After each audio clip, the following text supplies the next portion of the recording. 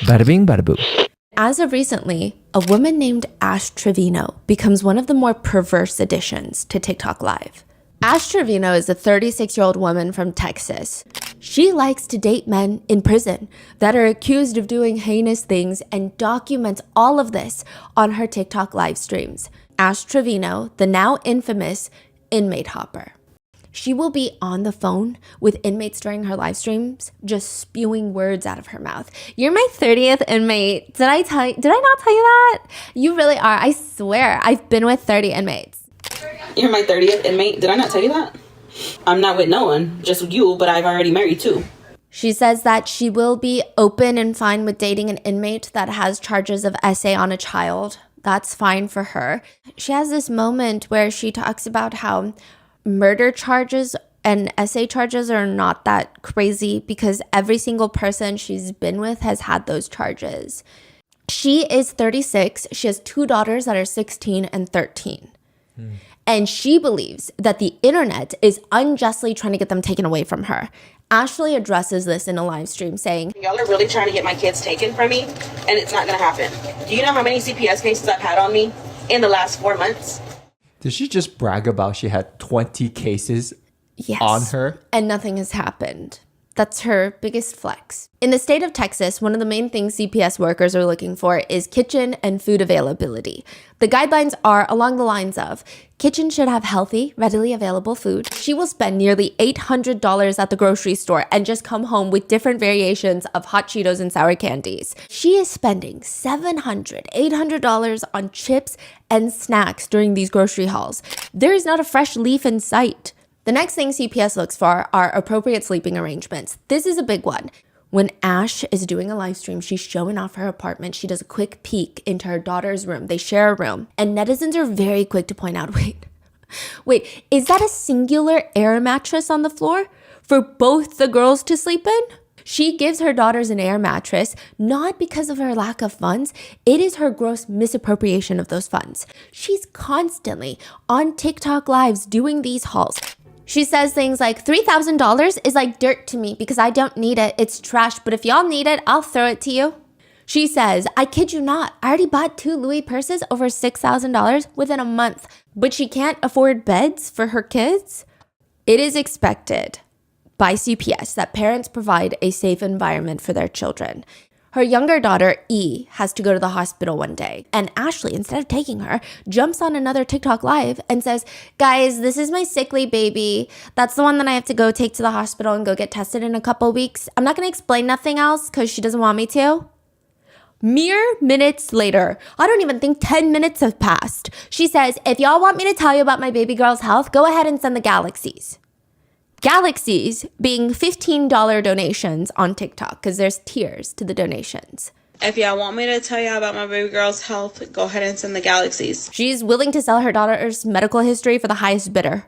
In another moment, Ashley's live streaming. She's walking into her room dancing. One of her daughters is throwing up in the hallway. She tells her mom, I just threw up. She turns around and keeps dancing. Mom, I threw up. Why are you dancing? She admits to her viewers on live that she used to have this crazy animosity towards her eldest daughter. She claims that she would get so upset that she would grab her daughter H by the hair and yank her to the ground. And she's saying all of this proudly. Whenever we lived with her dad, I used to pull her by the hair because I was so mad at her. Like, I feel like he loved her more than he loved me. And so, I took my anger out on her. But it does get worse. When one is watching an Ash Trevino live stream, there's always one thing that gets brought up, used, seen, just peeking from the side somewhere like a little stalker, and it's her adult device, specifically one that is shaped like a rose. I'm just going to call it the rose. She's charging the haunted rose, and I guess one of her kids spots it and is like, what is this that's charging? Ew, why is that thing charging? Can you leave my rose alone? And the daughter asks, what's her name? Who? The rose? What's her name? Oh, I haven't named her yet. What should we name her? We should name her H. She says her name, her own name. The daughter says her own name because she's 16. She doesn't know what's going on. And the mom says, ew, I don't want to name her that. all the things that people are trying to report to CPS. Ashley is on the phone with a romantic interest of hers. He's on speakerphone, and Ashley has her daughter right next to her. The guy asks her, "Hey, can I ask you a question? Can I take you to my crib?" Sure, go ahead. Just don't fucking take advantage of my daughter. Wait, what you said? Just don't make me a grandma. What? yeah, exactly. But the alarming stuff comes in by the types of people that she decides to surround herself and indirectly put in her daughter's paths. She goes on a live stream to talk about writing to Chris Watts, the infamous killer who killed his wife and his 2 kids. Her friend tells her that he's evil, that he killed his wife and kids. And Ashley responds, well, maybe he killed his wife because he's not happy. And Ashley Trevino gets known on TikTok for being an inmate hopper. But it really all starts with this very awkward moment when she live streams herself picking up her boyfriend of 9 months from jail while he's being released. Within 3 days of Jesse being out, she's calling him her husband. He doesn't even look excited to be a free man. It almost appears by some netizens' perspectives that the prospect of him getting into bed with Ashley Trevino, he'd rather go back into his cell. There are also some very strange moments in this whole relationship saga with Jesse. Ashley goes on live, where her daughters are her moderators. She states, to be honest, you guys, it's just gonna give Jesse more clout. Just kidding. He has an 8-inch. I mean, the first day we did it 5 or 6 times. I literally could feel him up here. And I would tell him it hurts. And every single time we didn't use protection. And he never pulled out. Meanwhile, Jesse is on a separate live stream where he claims that he had to put a blanket to cover Ashley Trevino's entire body and face because he could not get excited for activities without that. You're kidding me. Yeah, no, I'm not. Even when they live stream together, he looks like he wants to keep a safe 6 feet social distancing space between them. The relationship lasts somewhere in the ballpark of 8 business days. Soon after their breakup, Ashley starts hinting at the fact that she might be pregnant. But those days that she would have known that she was pregnant or potentially pregnant, she was just drinking and live streaming all the time. And ultimately, she addresses the pregnancy situation by saying, were you ever pregnant? Yes, unfortunately, I was. But the stress gets to you. So unfortunately, I was. And I was very sad, but I was happy at the same time. Hinting at the fact that she suffered from a miscarriage from the stress. But later on, Jesse explains in a live stream that Ashley terminated the pregnancy, or at least that's what he thought, that she did not suffer from a miscarriage. To which Ashley responds on live, Nobody was supposed to know that I had an abortion. But I had an abortion because I didn't want to have his baby. Hey, Daddy. I absolutely believe in my freedom of choice as a woman, but I think the difference between having it be a choice versus having a miscarriage are completely separate things, especially in this situation. Netizens were obviously sympathizing with her, donating so much more to her because they thought that she had suffered this very traumatic thing that a lot of netizens can relate to. But it was a lie. In another clip, she says, He's just mad because I aborted our baby. I never wanted to have his kid anyways. I'm literally glad I got rid of our baby. with Jesse's relationship with Ash Trevino, that's where she really starts gaining a lot of TikTok fame. But people find out this is not her first relationship with an inmate. In fact, there was a previous one that she documented heavily through Instagram by the name of Isaiah Gonzalez. She had brought her two very young daughters. At this point, the eldest was about 10 years old, when she brings them to prison to meet this prisoner that she has now decided to marry. This is not the girl's biological father, but she almost convinces them, or maybe she's telling them to call him daddy, or is convincing them that this is their new daddy. I don't know. She writes, "You can see the happiness on his face. Our first family picture, only one more glass visit until he gets to hug us all." Which I'm not sure you should be taking your children to prison to hug random inmates, but she even introduces Isaiah as the youngest's daddy to the world. She keeps doing this. She's saying, like, this is E's daddy, but he's not. He's not biologically her dad. He's not her dad anything. She posts another one where Isaiah is holding E, her youngest daughter, in his arms, physically, during visitation. She captions it, "Today we had the best visit with my husband and her daddy. It's always hard leaving him behind." She posts 2 pictures captioning, "Life had us in different paths, but just know he makes me happy and he asked me to marry him and I said yes. I am future Mrs. Gonzalez." This is where things start to escalate. On a live stream, Ashley is telling the story of how she first met Isaiah. And she says, My prison life started in 2019. I reconnected with an old childhood friend, okay? Yes, I am 6 years older than this man. On our first phone call, he asked me to marry him. I liked him, so I said yes, and I've known him for years.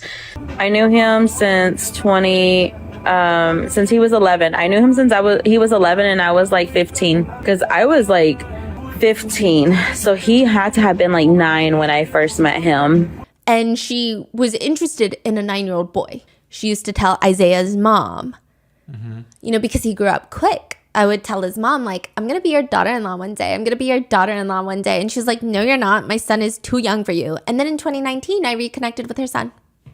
In prison. Yeah. And within 5 months, she announces her divorce. When Isaiah was 15 years old, he was involved in a very, very meticulously planned robbery that ends in a man's murder. He was sentenced to 45 years in prison. But Ashley is posting on Instagram a word vomit collage. "So blessed my husband was chosen to be the second look person today. Let's pray we can bring him home soon. I will continue to do what's needed for him as a wife and will always be his voice. Love my husband so much. Hashtag let's bring him home. Hashtag proud prison wife. Hashtag my husband's biggest supporter." He's a killer. So let's go through and recap all of her relationships. Her very first relationship, or her very first prominent relationship, she marries her high school sweetheart. She has 2 children with him, the 2 daughters that are now 15 and 13. But the reason that the 2 get divorced is because that she cheats on him, allegedly, with a man in prison. So I will say that it seems the children's father is the only redeeming man in this story, at least as of right now. And it appears that he couldn't see the girls as much, not by his own choice, but it seems perhaps Ashley was making it very difficult for him. 2 years ago, in 2023, the children's father ends up passing away from leukemia. She does not, however, pass up the chance to not make this all about her. She says things like, "That could have been me." He didn't have to go. He wasn't doing anything. He didn't have to die. That could have been me. And again, this is after her kids have asked her repeatedly to not talk about their father on live because they're grieving. They don't want to hear this. They don't want this business out there. And that's why I'm saying maybe it took this tragedy for me to open my eyes up and to see what the pain my babies would feel, not only with one parent gone, but with 2. No, someone did not pass away from leukemia for your character development. That's not even a coherent sentence, Ashley. But then to make matters worse, while everybody is attending the funeral that she was not invited to, she is on live streaming dancing to songs that have lyrics like baby daddy, while his funeral is happening. So these are a few notable relationships that she has been in. In no particular order, you have Isaiah, the one that was convicted of murder of Muhammad, the manager of the gas station and father of 7 kids. Apparently, their relationship came to an end, according to Ashley, when Isaiah heard rumors in prison that weren't true, she claims. Rumors that she was talking to other inmates. Her next prison boyfriend is Noe Trevino. Noe was arrested in 2015 for stabbing a man outside of a nightclub. They get married in 2022. She's still married to him because she doesn't want to pay a $400-something fee to finalize their divorce. And that's where she gets the last name, Trevino. That is crazy. So right now she's married. Yes, to Noe Trevino, another murderer. Her daughter H says the guy is awful. Then you have Eli. Eli was in prison for strangling a woman. He's also free and constantly on TikTok live streams now. He was in prison for strangling a woman and also breaking his child's femur. He broke his 2-year-old daughter's femur. He slammed a truck door on his daughter's leg. Yeah. Whoa. This is all public information. Like, he's free now? He's free, okay. And they're constantly live streaming on TikTok together. He was in prison for strangling a woman. He's also accused of being an SAer by multiple women. And somehow Ashley, well, I guess Not somehow. I would expect nothing less from her. She still has a cordial relationship here and there with Eli. Then most notably, you have her relationship with Francisco, and that is a huge part of the discourse, primarily for how heinous the crimes he committed were, but also because the 2 teenage girls he killed were 19 and 13. One of her daughters is 13. Her relationship with double murderer Francisco comes to an end, not because he killed 2 young girls, and then another, so 3, one of them almost the same age as Ashley's own children. It comes to its fateful demise because Ashley would constantly show him on her live streams when they were video chatting, letting him speak to her viewers, talking about his victims, laughing that he was innocent, making fun of his victims, which is clearly she's not allowed to be live streaming their calls. He has his video call privileges revoked for 90 days. And that appears to be the extent of Ashley's undying love for criminals. Triple homicide? Debatable. 90 days without video chats is an unspeakable break in their relationship. That is a deal breaker. It cannot be. Then you have Ash Trevino's more recent relationship with someone that she jokes is going to be her daughter's new stepdad. This guy, his name is Santos. He's out in the free world, if you will. The allegation is that Ashley's oldest daughter, who was 15 when this took place, had shown her mom this guy's account of this random small TikToker and was like, I kind of have a crush on this guy. Look at him. He's kind of cute, isn't he, mom? But Ashley instantly goes and starts flirting with Santos. She will go on lives with Santos, this random man that she's never met prior to this, didn't even know existed until allegedly her daughter was like, hey, isn't this guy kind of cute? I kind of have a crush on him. Just talking about how she's going to breastfeed Santos, telling him she's going to breastfeed him on live stream while she grabs her chest and is like jiggling her chest around. Santos even asks Ashley's daughter, how do you feel that your mom stole your crush? To which her daughter claps back, Santos, how do you feel about being bald? And Ashley just sits there. Why would you ask her that? Why would you ask her that? But Ashley tells her viewers, I've seen his pee-pee and he's already seen my nunu, okay? I've already seen his pee-pee and he's already seen my nunu, okay? This is where the word nunu is born. She also releases a song where she's like, You want to know how it smells? As Santos, he know it smell well. the whole thing is bizarre, and her relationship with her daughters is very alarming because the fact that this is her daughter's alleged crush and she feels comfortable doing this, and she's almost rubbing it, taunting it in her daughter's own face. So now with this going on, Ashley and Santos finally make arrangements to meet each other. And this is a boy that she has never met in person before. She has no established romantic connection with him, but she is publicly wiping her tears with a crumpled up tissue because he's not showing up to see her. And she made him a whole brisket. Bro, I fucking hate him. She never cooks for her kids, but she cooked him a brisket. Santos does end up making his way over to Texas to stay with Ashley. How does that make you feel? Just kidding.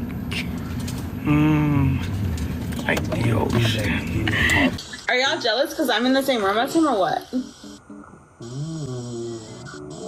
This is unfortunately the very grim beginning of the Santos saga. He will constantly be a reoccurring part of Ash Trevino's problematic world, and it's pretty obvious that he's just here for the fame. She will be live streaming Santos. She'll show him the haunted rose. Look what I have charging. Oh, you don't need that when you have me. I need it for tonight though. Right. I don't have you tonight. All I have is the FaceTime. Yeah. All you could use right now. We're on live, we can't. Then there is the infamous flashing live stream. She is live stream battling Santos, and for whatever reason, she decides that she is going to start rubbing her whole chest while staring into the camera, biting her lips, flaring her nostrils, and she just does this for over a minute until fully her whole chest is out of her shirt on a TikTok live stream. Wow. She flashes a 19-year-old boy on a live stream. Santos is 19 years old. Ashley is 36 years old. The thing with Santos is he has allegations against him for SA. Ashley then goes on to have a huge falling out with Santos briefly, where she claims he SA'd her. I do believe that Ash Trevino can be a terrible person and can be essayed, but I do think that in this situation, it's very hard to take the allegations seriously because she'll go and hop on a live stream with Santos after she makes these allegations. You said I essayed you? You said that about me. No, you said I essayed you. You said that about me. Did I essay you? All of this comes to a tumultuous boil when Ashley Trevino decides to take her kids onto her very first podcast appearance. She is going to the Bop House, which is a content house for OF creators based in Miami, I believe. And Camille is going to interview them. She's a famous OF creator. Camille asks them, have there been instances where your mother has expressed feelings of jealousy towards you? And how has that affected your relationship with her? Her eldest daughter, H, responds, there's this video going around of my mom being jealous of me when I was little for having a better relationship with my dad than she did. Meanwhile, Ashley is biting the inside of her cheek, staring her daughter down. She responds, I'm not jealous of her. I'm blessed to be able to give her the life that I've always wanted as a little girl. It just doesn't make sense. Ashley also used to work at a dentist's office up until December of 2024. She was talking about how she worked at a dentist's office.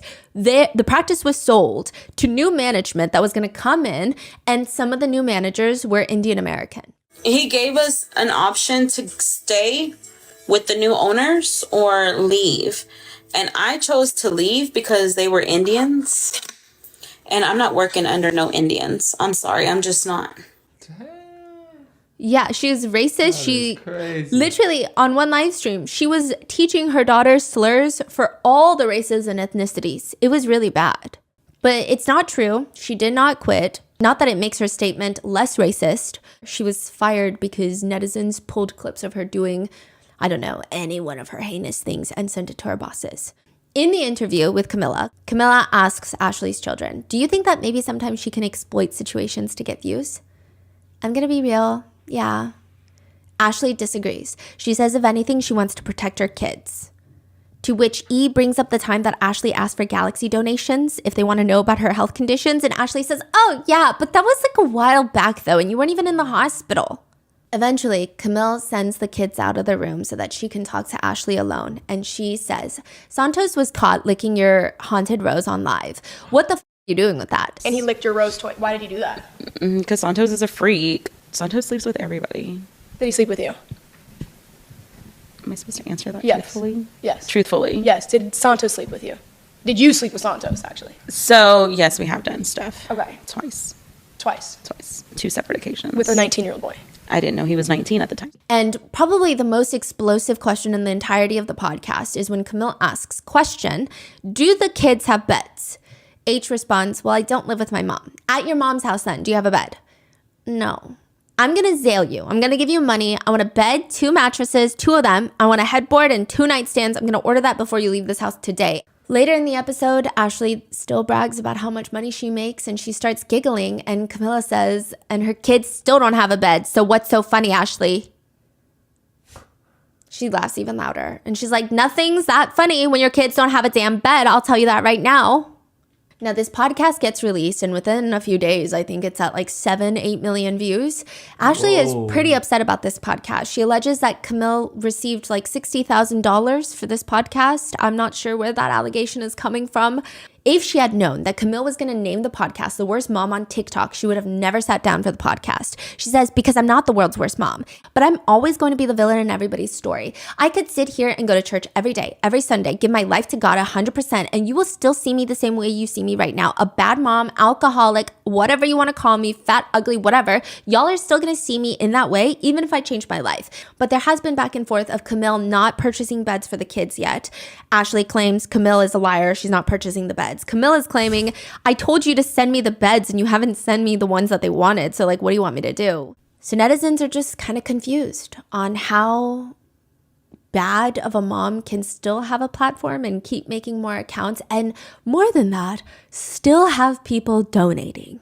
Mm-hmm. That doesn't make sense. It's terrifying. Yeah. Yet these TikTok live streams are so scary. And people are saying that it might, I will say that a lot of people are treating the situation as a hee hee ha ha, lol cow, internet situation thing, to the point where when I briefly heard about some of the things Ashley Trevino did, I thought it was going to be on our Mott's channel, because it seemed like people were just making fun of her making rap songs like My Nunu, Does It Stink, Does It Smell, stuff like that. But it's really serious. And one comment that highlights that is, all the CPS cases for Gabriel Fernandez were closed. Let that sink in.